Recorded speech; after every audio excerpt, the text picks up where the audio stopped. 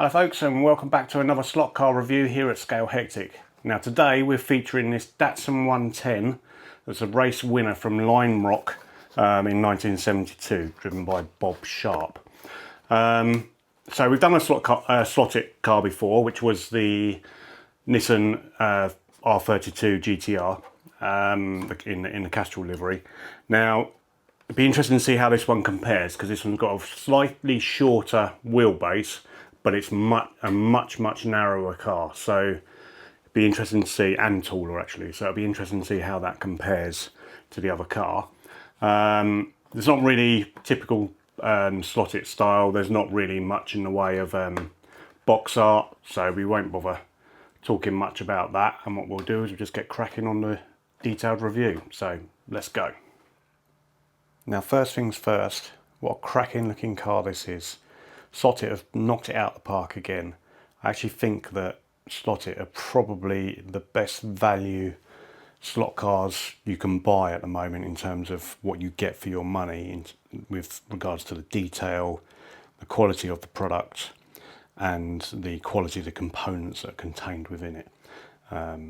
They're I think one of the best manufacturers, and also the fact that 9 times out of 10 you can put one of their cars on the track and it will run really well straight out of the box without much tuning.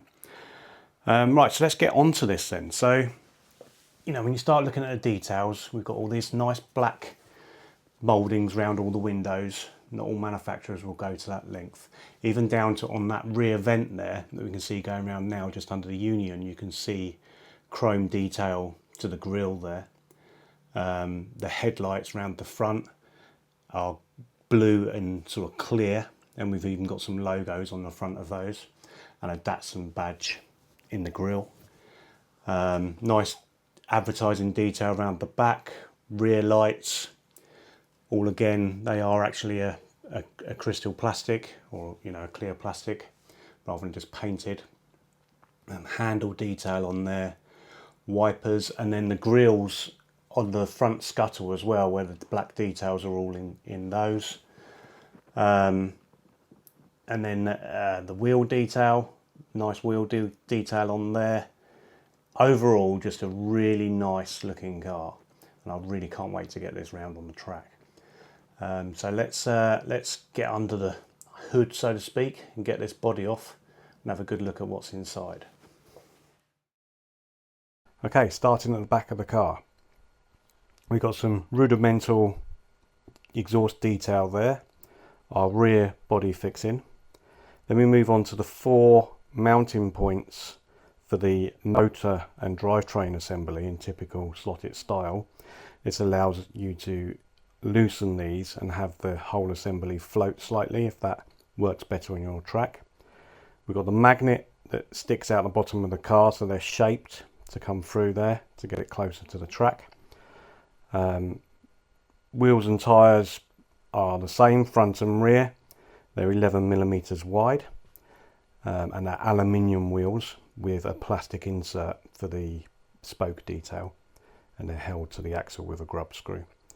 We've got our rear cog. Now I mentioned these on the Skyline GTR video on how you can interchange these to get different final drive ratios. Moving to the front here, so these holes I assume are for digital chips and your infrared LED that needs to go through there. We've got our front guide and our 2 front body mounting posts.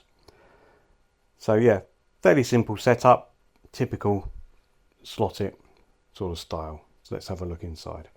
What is quite nice to note actually, which I should have mentioned, is how far away the chassis is from the body at all points.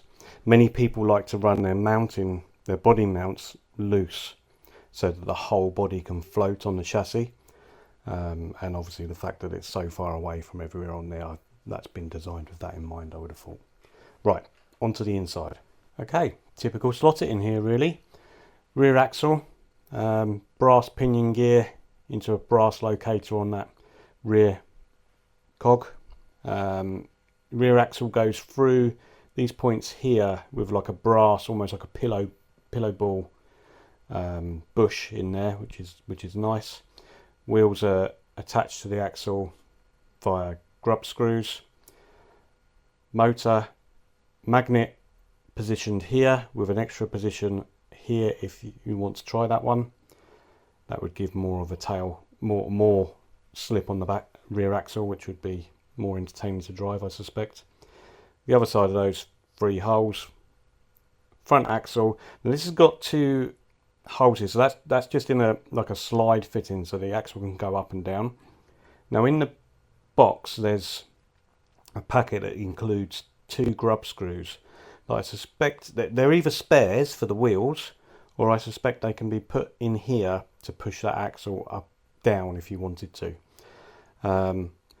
Wires, now that's the other thing with Slot.it actually, is these wires are extremely flexible, so they don't really push the guide in any direction, which is quite nice. And then there's just the usual push-in fittings on the wires there. Under the body, you've got your 3 mounting posts, very basic. Your interior there is all melted into place. Oh, wobbled that about a bit. And then we've got the chrome fittings sort of pushing through there for the grille and behind the lights and that. All pretty typical for Slot.it. So next stage is let's get it on the track and see how it performs.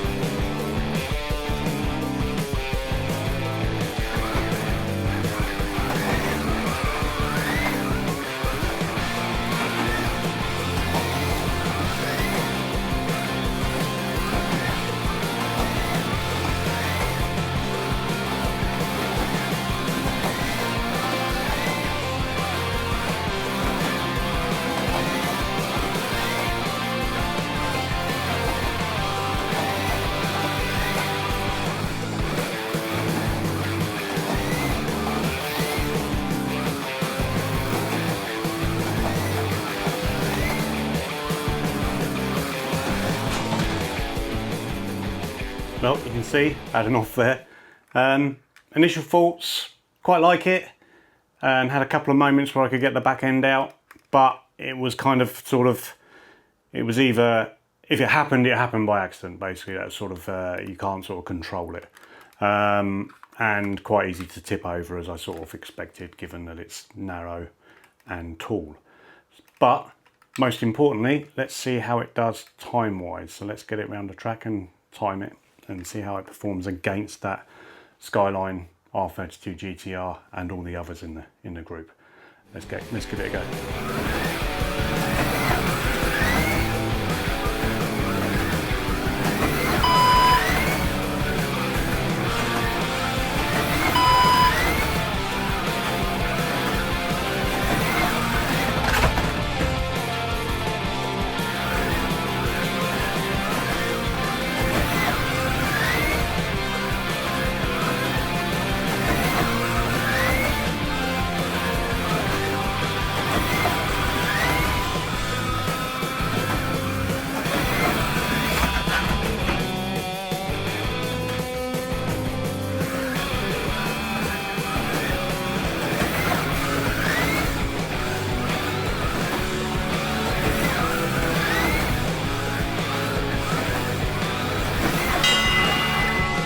Okay, final thoughts then.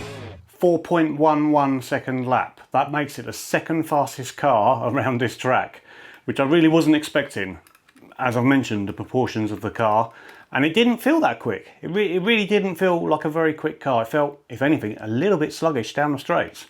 And also, you saw on the lap times there that I had 2 offs. Both of those were coming off of the rear loop. The one that's sort of behind me here, and sort of from one long straight down to the other straight. So just trying to get that power on as quickly as possible to get down the second straight as quick as possible. I just a bit ambitious on the power there, which caused the back end to spin out and it fly off the track.